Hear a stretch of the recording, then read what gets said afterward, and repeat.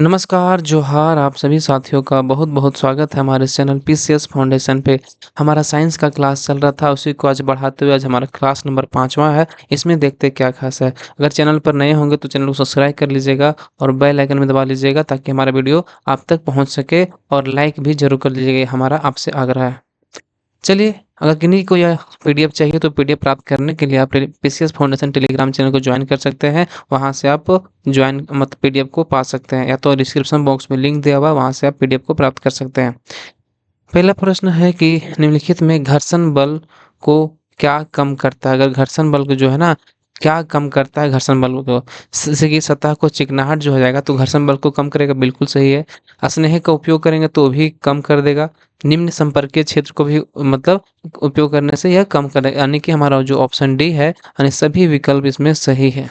चलिए, इसका थोड़ा व्याख्या देखते हैं कि सतह की चिकनाहट द्वारा, स्नेह का उपयोग द्वारा, निम्न संपर्कीय क्षेत्र द्वारा आदि से घर्षण को कम किया जा सकता है। घर्षण को विभिन्न तरीकों द्वारा कम किया जा सकता है, जैसे कि चमकदार सतह द्वारा, स्नेह के उपयोग द्वारा, वस्तुओं को अधिक युक्त बनाकर, सतह पर लगने वाले बल को कम करके और सतहों के मध्य संपर्क के उस क्षेत्र को कम करके या कम किया जा सकता है। दूसरा प्रश्न है कि पृथ्वी के परित घूर्णन करते हुए अंतरिक्ष यान में भारहीनता का अनुभव क्यों होता है? जैसे कि पृथ्वी के जो परित जो है घूर्णन करते हुए अंतरिक्ष यान में भारहीनता का अनुभव क्यों होता है? क्योंकि उसमें क्या हो जाता है, भारहीनता का अनुभव इसलिए होता है क्योंकि उसमें शून्य गुरुत्व के कारण यह है जो भार कम हो जाता है। भारहीनता का अनुभव क्यों होता है? तो शून्य गुरुत्व के कारण इसका भार का अनुभव होता है।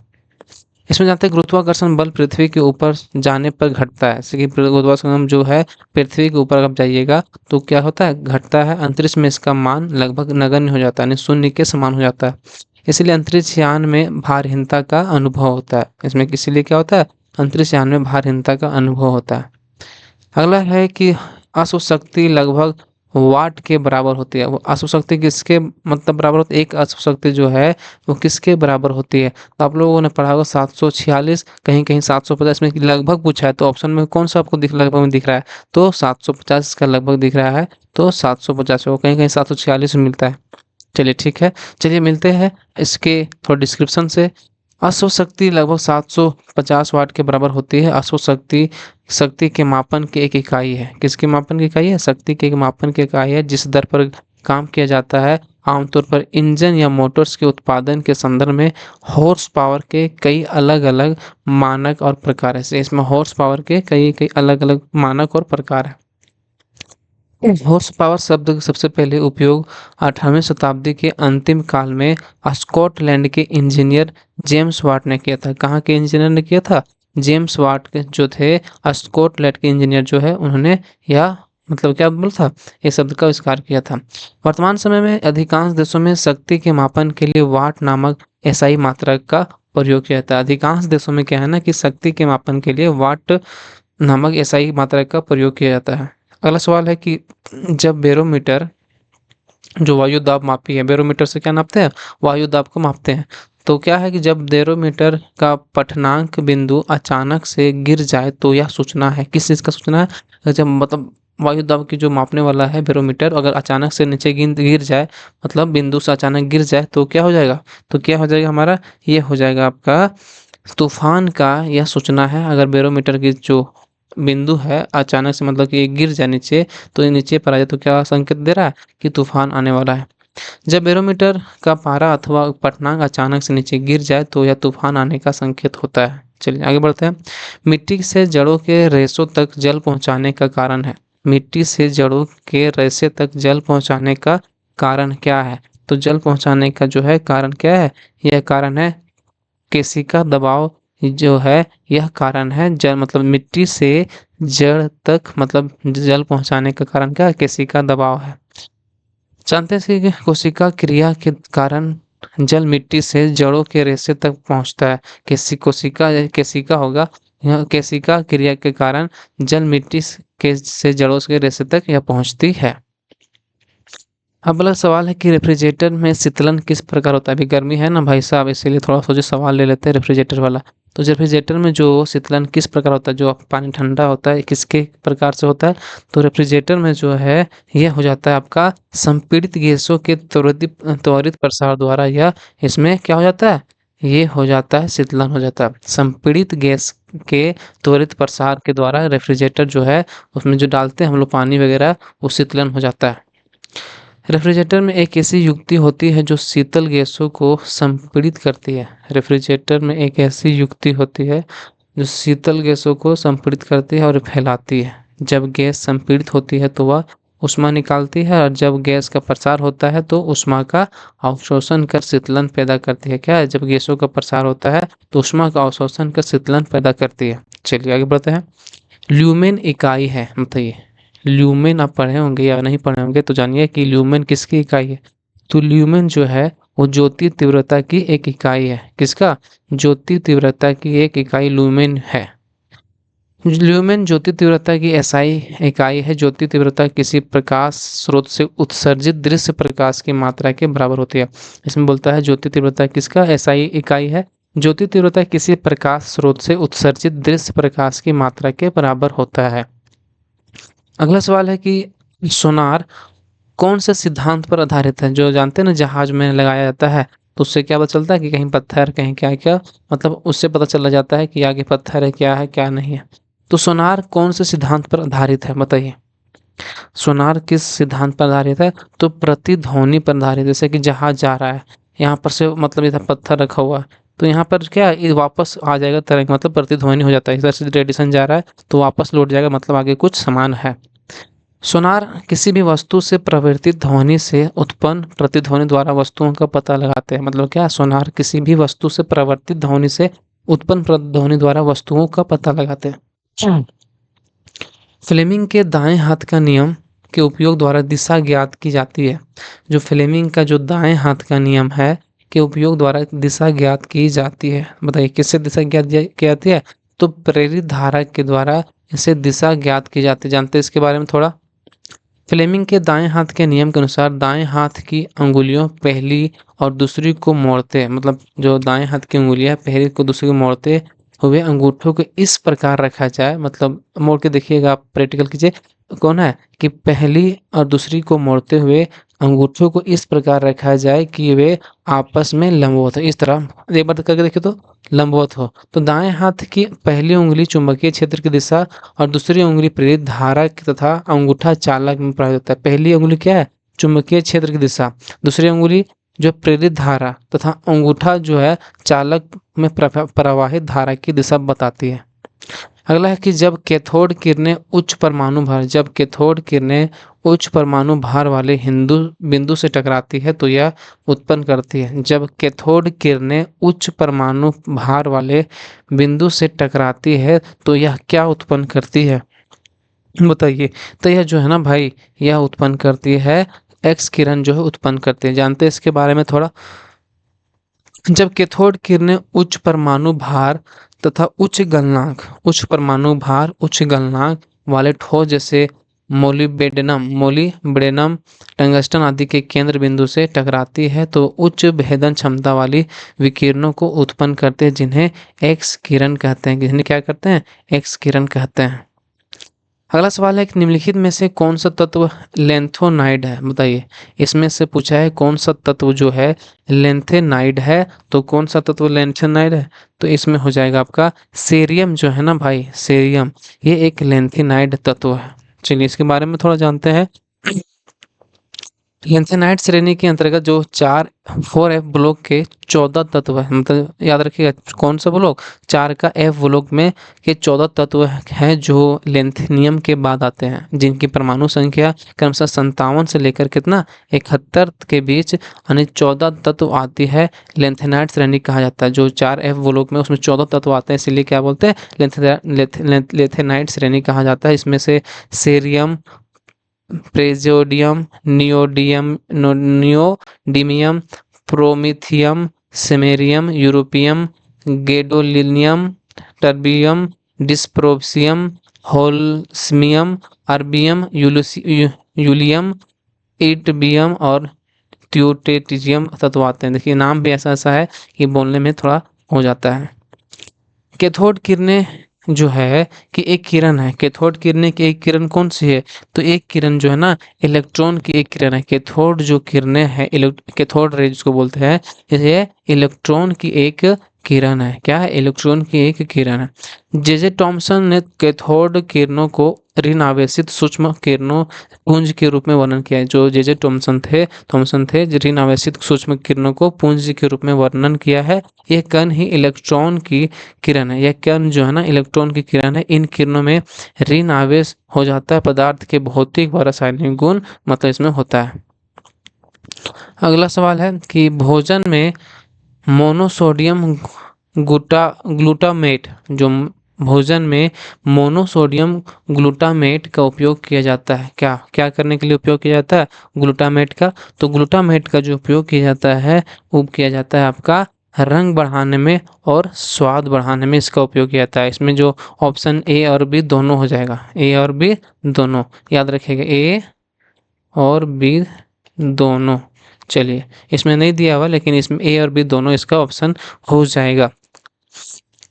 देखिए आगे थोड़ा जानते हैं कि मोनोसोडियम ग्लूटामेट ग्लूटामिक अम्ल का सोडियम लवण है। यह प्राकृतिक रूप से अनेक खाद्य पदार्थों जैसे टमाटर, पनीर आदि में पाया जाता है। भोजन में मोनोसोडियम ग्लूटामेट का उपयोग स्वाद बढ़ाने एवं उसे सुरक्षित रखने हेतु किया जाता है। क्या? स्वाद बढ़ाने के लिए और सुरक्षित रखने के लिए इसका उपयोग किया जाता है।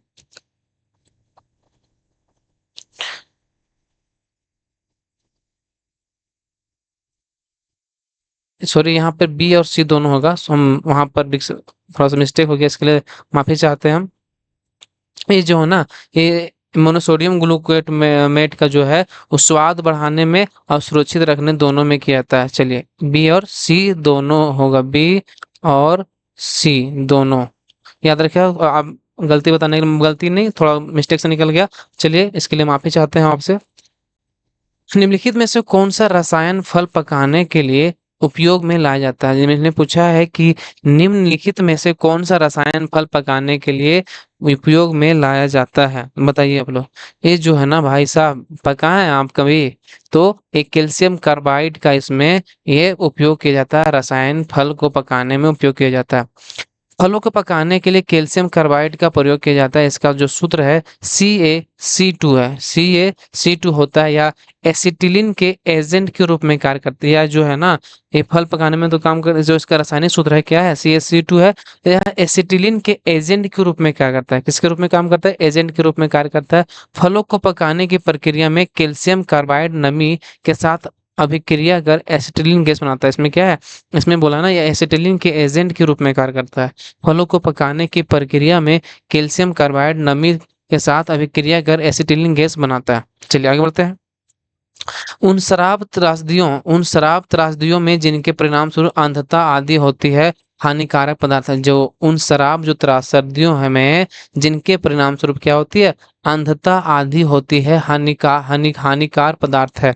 जो शराब त्रासदियों में क्या होता है? उनके परिणाम स्वरूप अंधता आदि होती है, हानिकार पदार्थ है। किसके कारण होती है?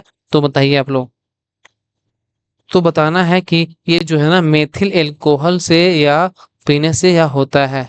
ठीक है, इसके बारे में जानते हैं कि मेथिल अल्कोहल एक रंगहीन द्रव है जो कि जल में हर अनुपात में घुलनशील है। यह शराब की बहुत ही तीखी अप्रिय गंध या शराब की बहुत ही तीखी अप्रिय गंध तथा तीव्र स्वाद वाला विषैला होता है। तीव्र स्वाद वाला विषैला होता है। इसके अत्यधिक सेवन से अंधता या पागलपन तथा आवश्यकता से अधिक मात्रा सेवन करने से इसकी मृत्यु भी हो जाती है। बताइए कितना हानिकारक है ये। निम्नलिखित में से किस एक को विस्फोटक की तरह उपयोग किया जाता है? निम्नलिखित में से किस एक को विस्फोटक की तरह से प्रयोग किया जाता है? तो विस्फोटक की तरह से प्रयोग किसको किया जाता है? यह किया जाता है नाइट्रोग्लिसरीन को, जो है ये उपयोग किया जाता है विस्फोटक की तरह। नाइट्रोग्लिसरीन को जानते हैं इसके बारे में कि नाइट्रोग्लिसरीन एक भारी रंगहीन तेलीय और विस्फोटक पदार्थ है। भारी रंगहीन और तेलीय विस्फोटक पदार्थ है। इसे ग्लिसरीन ट्राई नाइट्रेट या 1 2 3 इसको बोलते हैं ट्राई नाइड्रोक्सी प्रोपेन, ट्राई नाइड्रोक्सिन प्रोपेन के नाम से भी जाना जाता है। इसको क्या बोलते हैं? ट्राई नाइट्रोक्सिन प्रोपेन के नाम से भी जाना जाता है। हरी खाद के लिए सबसे उपयुक्त फसल है, हरी खाद के लिए सबसे उपयुक्त फसल कौन सा है? बताइए आप लोग, बताइए बताइए बताइए। हरी खाद के लिए जो है ना भाई, ये सनई जो है सबसे उपयुक्त फसल है हरी खाद के लिए। जानते हैं इसके बारे में? कृषि व हरी अविघटित सामग्री का उपयोग जब खाद के रूप में किया जाता है तो उसे हरी खाद कहते हैं। जैसे क्या, कृषि में हरी अविघटित सामग्री का उपयोग जब खाद के रूप में किया जाता है तो उसे हरी खाद कहते हैं। मृदा के लगातार दोहन से उसमें उपस्थित पौधे की वृद्धि के लिए आवश्यक तत्व क्या हो जाते हैं? नष्ट हो जाते हैं। इनकी क्षतिपूर्ति हेतु मिट्टी उपजाऊ शक्ति बनाए रखने के लिए हरी खाद एक उत्तम विकल्प है। मतलब जब क्या होता है, इतना उपजाइए तो इतना खाद मार दे रहा है ना भाई साहब, तो मतलब मिट्टी की जो गुणवत्ता खत्म हो जाती है। इसीलिए क्या कर रहा है कि ये सनई का उसमें लगाया जा रहा है। मतलब ये क्या बोल रहा है, मिट्टी उपजाऊ बनाए रखने के लिए हरी खाद का उपयोग विकल्प है। हरी खाद के लिए सबसे उपयुक्त फसल है सनई, केंचा, ग्वार, लोबिया, मूंग, उड़द आदि सब जो है ये लगाया जाता है। अगला सवाल है कि मानव शरीर में प्रोटीन का पाचन निम्नलिखित में से किस अंग से प्रारंभ होता है? बताइए। मानव शरीर में प्रोटीन पूछा है भाई, प्रोटीन का जो पाचन है निम्नलिखित में से किस अंग से प्रारंभ होता है? तो प्रोटीन का जो पाचन है ना भाई, वो अमाशय से होता है। कहाँ से होता है? अमाशय से होता है प्रोटीन पाचन का प्रारंभ। मानव शरीर में प्रोटीन का पाचन आमाशय से में प्रारंभ होता है। हालांकि पाचन का अधिकांश भाग छोटी आंत में संपन्न होता है। इसमें बोला है ना, प्रोटीन का पाचन तो आमाशय में होता है, लेकिन हालांकि पाचन का जो अधिकांश भाग है ना, वो छोटी आंत में होता है तथा पचे हुए पदार्थों का अवशोषण भी मुख्यतः छोटी ही आंत में। जैसे कि पचे हुए पदार्थों का जो अवशोषण होता है वो मुख्यतः कहाँ होता है? छोटी आंत में ही होता है। इसका नाम छोटी लेकिन बहुत लंबा है। मानव शरीर की किस अंग में लसिका कोशिकाएं बनती है? मानव शरीर के किस अंग में लसिका कोशिकाएं बनती है? तो किस अंग में लसिका कोशिकाएं बनती है? यह जो बनती है तो तितली में जो है ना, यह क्या बनती है? ये मानव शरीर की किस अंग में लसिका कोशिकाएं बनती है? तितली में, या तिल्ली, सॉरी तितली बोलते हैं, सॉरी सॉरी, तिल्ली में अंग में लसिका कोशिकाएं बनती है। कहाँ? तिल्ली में। जानते हैं इसके बारे में? कोशिकाएं, लसिका कोशिकाएं एक प्रकार की श्वेत रक्त कणिकाएं, मतलब श्वेत रक्त कणिकाएं हैं जिनका निर्माण लसिका ग्रंथियों, तिल्ली, थाइमस ग्रंथि तथा अस्थि मज्जा द्वारा किया जाता है। बी लिम्फोसाइट तथा टी लिम्फोसाइट जो लसिका कोशिकाओं के दो प्रमुख प्रकार है। जो लसिका कोशिकाओं के प्रमुख प्रकार कौन कौन से है? बी लिम्फोसाइट और टी लिम्फोसाइट। चलिए आगे बढ़ते हैं। अगला सवाल है कि मानव कलाई में नाड़ी स्पंदन करती है। बताइए, मानव कलाई में जो है वो नाड़ी जो है ना स्पंदन करती है। जो क्या करती है? ये हृदय के बराबर जो है ना, यह स्पंदन करती है, हृदय के बराबर स्पंदन करती है। ये नाड़ी स्पंदन जो है मानव कलाई में है, नाड़ी स्पंदन जो करती है हृदय के बराबर करती है। चिकित्सा विज्ञान में हृदय की धड़कन के कारण धमनियों में होने वाली हलचल को नाड़ी कहते हैं। इसमें क्या बोला है? चिकित्सा विज्ञान में हृदय की धड़कन के कारण धमनियों में होने वाली हलचल को नाड़ी कहते हैं। सामान्यतः नाड़ी स्पंदन की दर हृदय के धड़कन की दर के बराबर होती है। जो नाड़ी स्पंदन की दर होती है ना, वो हृदय धड़कन के बराबर होती है। अगला सवाल है, इंसुलिन प्राप्त होता है, कहाँ से प्राप्त होता है इंसुलिन? तो इंसुलिन जो है ना भाई, यह कहाँ से प्राप्त होता है? तो इंसुलिन प्राप्त होता है हमारा डहेलिया की जड़ों से, या इंसुलिन प्राप्त होता है कहाँ? डहेलिया की जड़ों से इंसुलिन प्राप्त होता है। इंसुलिन एक हार्मोन है जो कि रुधिर में शर्करा की मात्रा का नियमन करता है। इंसुलिन एक हार्मोन है जो कि रुधिर में शर्करा की मात्रा का नियमन करता है। इसका स्रोत जो है डहेलिया की जड़ें तथा अग्नाशय की बीटा कोशिकाएं। कहाँ कहाँ से इसका जो स्रोत है वो डहेलिया की जड़ें तथा अग्नाशय की बीटा कोशिकाएं हैं। ध्यातव्य है कि इस हार्मोन की कमी से शरीर में मधुमेह का रोग होता है। इस जो इसमें बोला है क्या है कि इसका जो हार्मोन की कमी से शरीर में क्या होता है? मधुमेह रोग होता है। तो इसकी अधिकता से रुधिर में ग्लूकोज की मात्रा कम रहने लगता है। अगर ये बढ़ जाएगा ना भाई, तो क्या हो जाएगा? मधुमेह होने लगता है। चलिए, और नहीं, सॉरी सॉरी, इसका कमी से क्या होता है? अगर इंसुलिन की कमी हो जाएगा तो मधुमेह रोग हो जाता है, और इसका मात्रा अगर कम रहने लगता है तो या क्या हो जाता है? इसकी अधिकता से ग्लूकोज की मात्रा कम रहने लगती है। कम है तब वो, बेसी है तब वो। नाखून काटते समय दर्द नहीं होता, ये बहुत ही पारंपरिक सवाल है कि नाखून काटते समय दर्द नहीं होता क्योंकि, बताइए क्योंकि क्या होता है? क्योंकि नाखून जो है मृत कोशिकाओं के द्रव्य द्वारा बने होते हैं। मृत कोशिकाओं, नाखून जो है मृत कोशिकाओं के द्रव्य द्वारा बने रहते हैं जिनमें रक्त संचरण नहीं होता है, इसीलिए उसमें जो है काटने से दर्द नहीं करता। नाखून बाह्य कंकाल के अंतर्गत आता है। नाखून जो है ना बाह्य कंकाल के अंतर्गत आता है, जो कि केरेटिन से बने होते हैं, जो कि क्या होता है, केरेटिन से बने होते हैं, तथा इन्हें काटे जाने पर दर्द का आभास नहीं होता है।